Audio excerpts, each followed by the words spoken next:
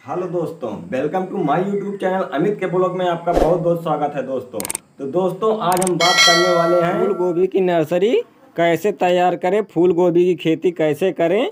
तो आज हम इन सब के बारे में आपको बताएंगे किसान भाइयों कि कौन से बीज को लाना है, कैसे खेत को तैयार करना है, कौन सा फर्टिलाइजर लगेगा, कौन सा इसमें रोग आता है और कौन सा उसका निवारण रहेगा, कौन से हम दवाई का स्प्रे करें जिससे हमारा पौधा अच्छी तरह से विकास कर सके।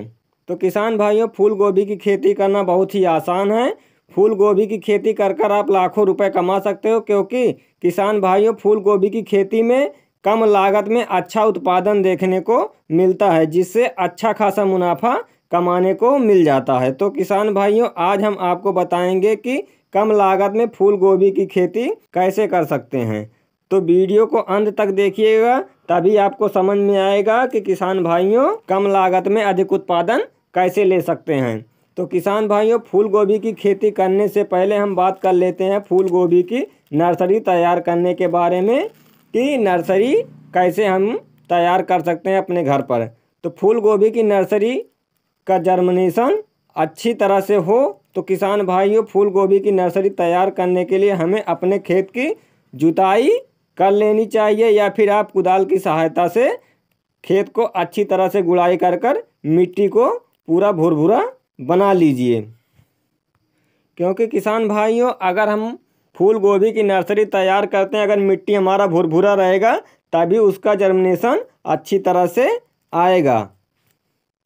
तो किसान भाइयों मिट्टी को भुरभुरा बनाकर खेत को तैयार कर लीजिए। खेत तैयार होने पर आप अपने खेत में इस तरह से बेड बनाइए, जैसे कि आप वीडियो में देख रहे हैं। बेड बनाने के बाद आप इसमें फूल गोभी के बीजों को डाल दीजिए। तो बीजों को डालने से पहले आप अपने बीजों को कार्बेंडाजिम प्लस मैंकोजेब से बीज उपचार कर लीजिए, क्योंकि किसान भाइयों बीज उपचार करने से हमारे बीज का जर्मिनेशन 100% देखने को मिलता है।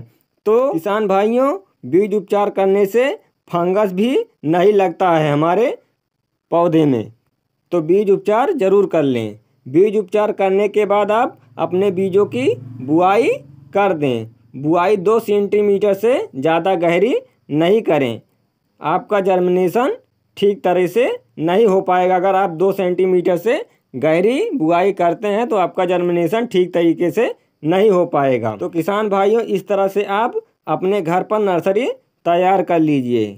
तो बात करते हैं किसान भाइयों नर्सरी में कौन कौन से रोग आते हैं। तो किसान भाइयों फूल गोभी की नर्सरी में कुल 3 से 4 रोग आते हैं, जैसे फंगस हो गया, कैटरपिलर हो गया, पौधे का ग्रोथ नहीं होता है, रस चूसक कीट लगते हैं। तो बात कर लेते हैं पहले फंगस के बारे में। जो फंगस हमारा लगता है वो पत्तियों को पीला करने लगता है, और कैटरपिलर जिसको आप लोग गधैला बोलते हो, ये हमारे पत्तियों एवं तनों को काट काट कर चबाकर पूरा खराब कर देते हैं। और जो तीसरा हमारा है वो पौधे की ग्रोथ के बारे में।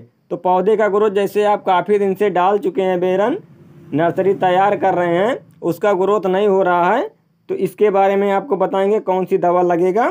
और रस चूसक कीट के बारे में हमारे फूल गोभी की पत्तियों के रस चूस कर पत्तियों को सिकोड़ देते हैं। आप लोग कई वीडियो में अपने खेतों में देखे होंगे कि जो हमारा नर्सरी का पौधा रहता है उसकी पत्तियां आपस में चिपक जाती हैं। तो इसका कौन सा इलाज रहेगा हम आपको वो बताएंगे।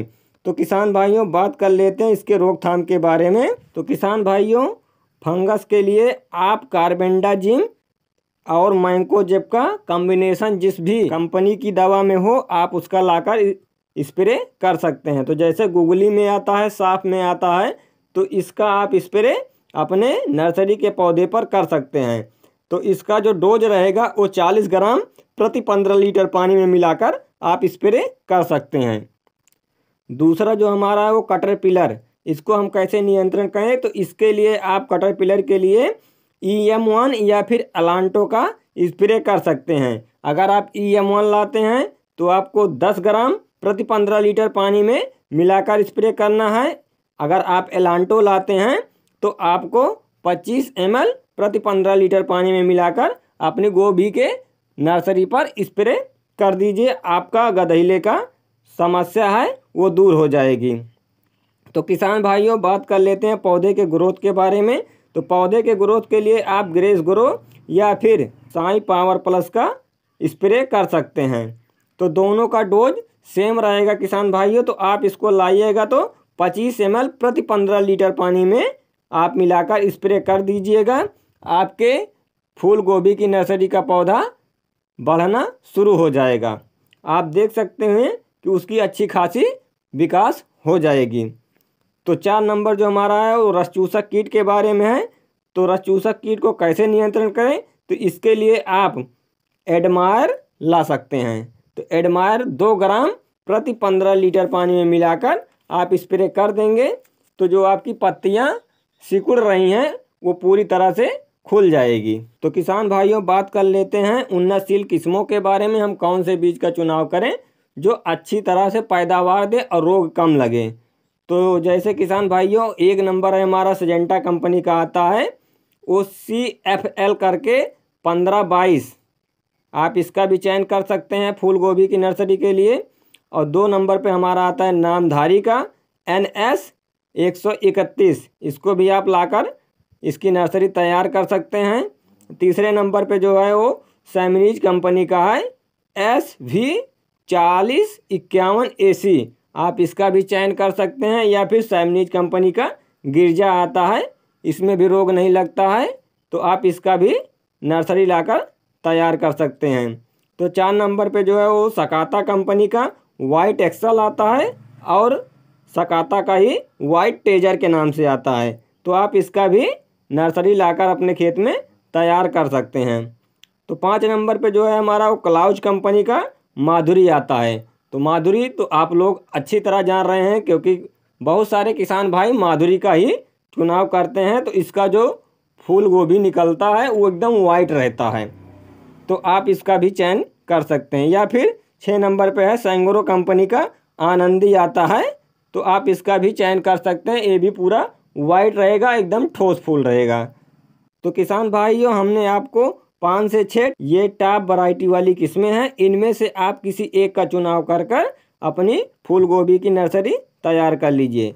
किसान भाइयों फूल गोभी की नर्सरी 35 से 45 दिन बाद रोपाई के लिए तैयार हो जाती है। फूल गोभी की रोपाई जो है वो कैसे करनी है उसके बारे में आपको बता दें। तो फूल गोभी की रोपाई पौधे से पौधे की दूरी 1.5 फीट और लाइन से लाइन की दूरी 1.5 से 2 फीट रखनी है। इससे हमारे फूल गोभी के पौधे का ग्रोथ बहुत अच्छी तरह होता है। फूल काफ़ी बड़ा निकलता है, 1 किलो 1.5 किलो से ऊपर निकलता है। जो फूल निकलता है एकदम ठोस निकलता है। तो आप इस तरह से अपने फूल गोभी की खेती कर लाखों रुपए कमा सकते हैं। तो अगर आपको वीडियो पसंद आई हो तो वीडियो को लाइक करके कमेंट करके शेयर करिए। और हाँ, अगर चैनल पे नए हो तो चैनल को सब्सक्राइब करके बेल आइकन को प्रेस कर दीजिए ताकि आपको तुरंत नोटिफिकेशन मिलता रहे। तो मिलते हैं नेक्स्ट वीडियो में, तब तक के लिए जय हिंद।